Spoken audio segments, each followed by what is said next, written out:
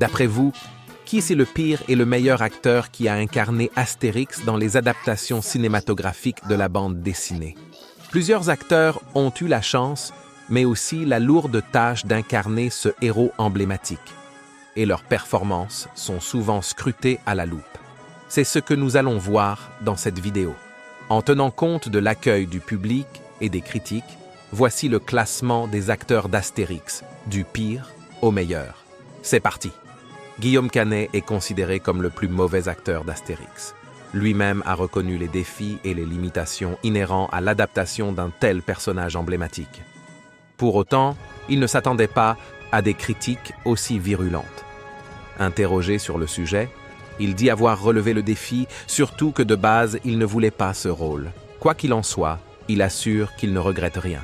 Le public et les critiques n'ont pas été tendres envers lui. Rappel, Guillaume Canet s'est glissé dans la peau d'Astérix, dans le film Astérix and Obélix, l'Empire de Milieu, sorti l'année dernière.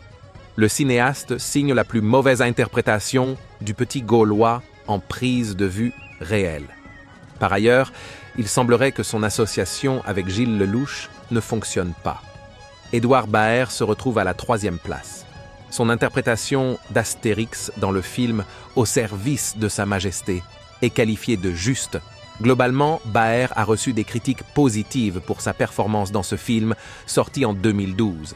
Le film lui-même a été accueilli de manière mitigée par les critiques, mais l'acteur a souvent été cité comme l'un des points forts de la production. D'un autre côté, certains considèrent qu'il est arrivé au mauvais moment. Il est notamment arrivé à une période où la franchise souffrait encore des critiques reçues par le film précédent, Astérix aux Jeux Olympiques, dont la réception critique a été mitigée. Mais globalement, les critiques ont apprécié sa capacité à incarner le personnage avec humour et énergie. Beaucoup reconnaissent qu'il a su capturer l'esprit du personnage de la bande dessinée. L'acteur a aussi été porté par l'écriture intelligente du scénar et son duo avec Gérard Depardieu était intéressant. Et tout ça a donné quelque chose de vraiment pas mal. Une partie de ses fans dit que Baer était mieux dans la peau de l'Égyptien Otis, un rôle qu'il a tenu dans la mission Cléopâtre. Mais dans les deux cas, l'acteur a été salué pour sa présence à l'écran et son charisme. Christian Clavier arrive à la 2e place. Vous seriez d'accord si on disait que c'est l'un des acteurs les plus emblématiques à avoir incarné Astérix dans les adaptations cinématographiques de la franchise. Il a joué dans 2 films, Astérix et Obélix contre César, sorti en 1999, et Astérix et Obélix, Mission Cléopâtre, en 2002.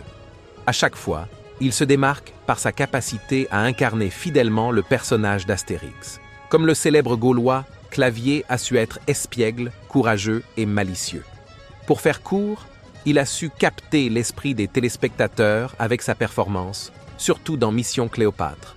Et puis il y a cette dynamique entre Christian Clavier et Gérard Depardieu qui a aussi beaucoup plu.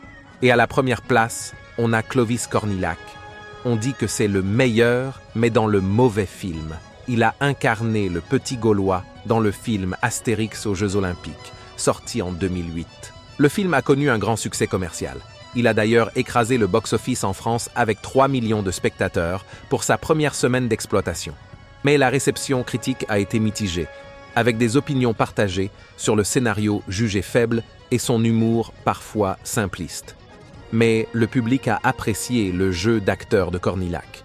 Ses performances sont souvent comparées à celles de Christian Clavier, que beaucoup pourraient mettre à la tête du classement. D'ailleurs, dans votre classement personnel, qui mettrez-vous à la première place? N'hésitez surtout pas à nous partager votre vision des choses en commentaire. Ça fait toujours plaisir.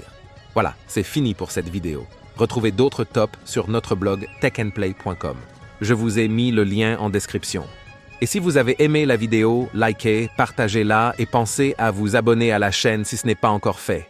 À bientôt.